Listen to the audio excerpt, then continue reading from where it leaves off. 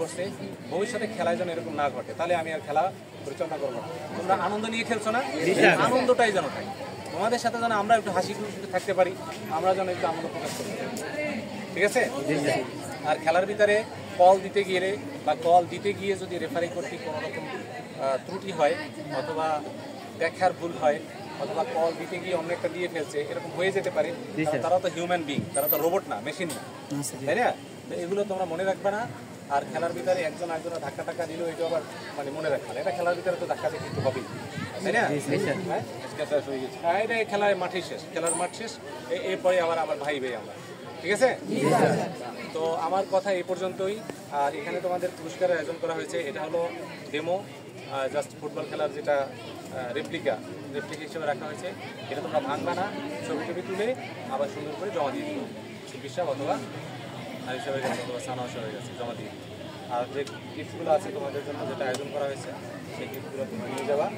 আমার বক্তব্য এই পর্যন্তই। আর আমি প্রাউড ফিল করতেছি যে এবার অন্তত একটা খেলা গুণামুক্ত হয়েছে।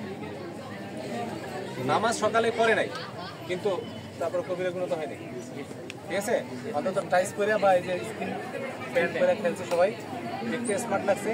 আর তোমাদের এই যে স্কিনও সেভ রয়েছে, ঘষা লাগে না, লাগলেও ওইটার উপরে দেখেছি। তো ঠিক আছে, আমার কথা এই পর্যন্ত। রৌদ্রের ভিতরে আর বেশিক্ষণ কথা বাড়াবো না। আল্লাহ আমাদেরকে আরও বারবার এরকম খেলার আয়োজন করুক। আর আমরা যেন, আমি আসলে এই আমলকি গাছটা যদি আরও একটু অধিক ওই সময় লাগাইতাম তাহলে মাঠটা আরো একটু বড় হইতো। নিয়ত আছে আরেকটা আমলকি গাছ ওপাশে লাগাবো, ওইটা যখন আমলকি ধরবে তখন এটারে কেটে ফেলবো।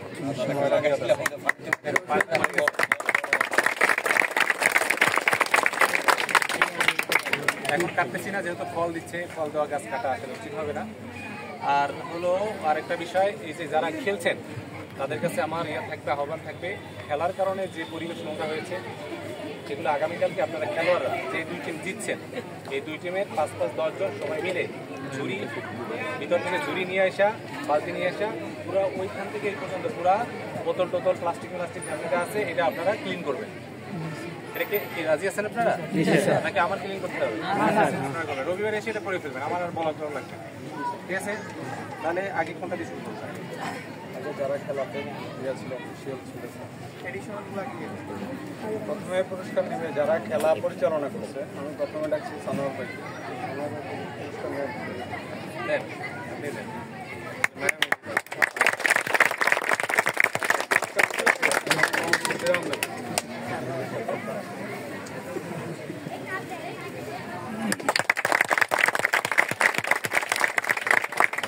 ম্যাডামের কথা না বললেই নয়, মাঠে তারা খেলা সামাল দিয়েছে, বাট ম্যাডাম কিন্তু টোটাল পরিবেশটা সামাল দিয়েছে। সে ইনভিজিবল ছিল, অগোচরে ছিল, বাট তার ভূমিকা এই খেলায় আছে, বুঝতে পারছি। সবাইকে কিন্তু মেয়েদেরকে সামাল দিয়ে রাখছে, পরিবেশটা সামাল দিচ্ছে। এবারে দুই দলের ক্যাপ্টেন আরেকটা, এবারে এই খেলার যে আয়োজক মানে সার্বিক খেলা পরিচালনা যিনি করতেন, আমাদের হানিফ স্যারকে পুরস্কার, স্যার হাত থেকে পুরস্কার নেওয়ার জন্য অনুরোধ করছি।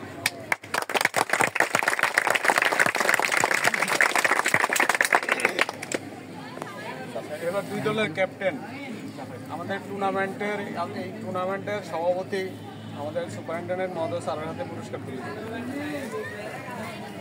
এই পুরস্কারটার পক্ষে আমি ছিলাম না, আমি সবাই দিতে পারলে ভালো হইতো, কিন্তু তারা এটা আসলে নিজে থেকে আয়োজন করছে।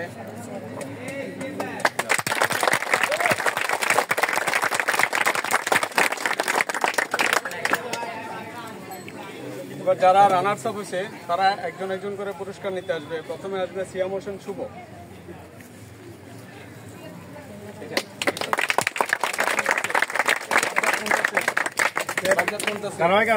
ওমর ফারুক,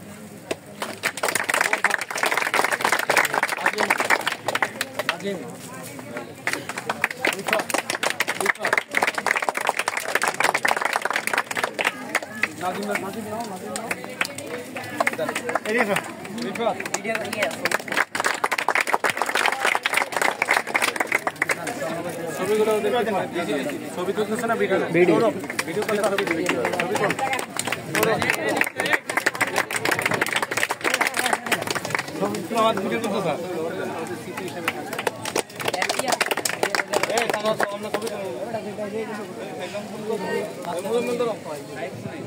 এবারে একক পুরস্কার নেবে বিজয় দল। বিজয় দলের ক্যাপ্টেন প্রথমে আসবে ক্যাপ্টেন সাফায়েত বিন ইউসুফ।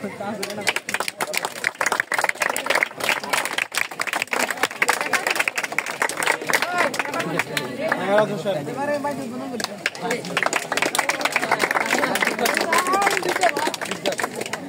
মেহরাজ হোসেন। ইমতিয়াজ মাহাদি।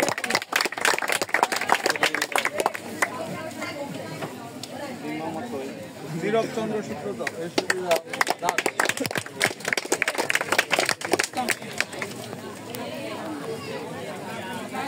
তারপর হচ্ছে তন্ময়।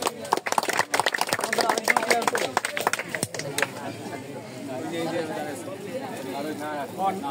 তন্ময় আসো। তারপরে আপনার আপনি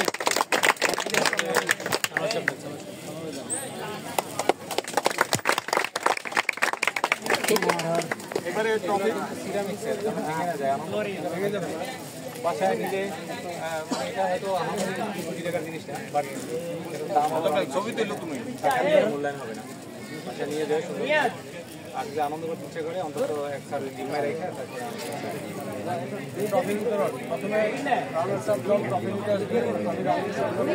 সবাই সবাইকে সবাই রানারা সবাই আসো বাংলাদেশ টিম যাও রানারা সবাই আসো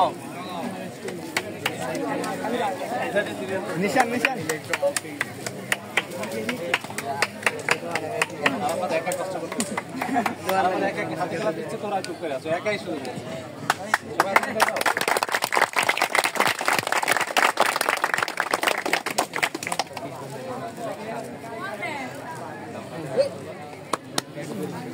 এবার এই টুর্নামেন্টের বিজয়ী দল চ্যাম্পিয়ন দল ইউসুফ ও তার দলকে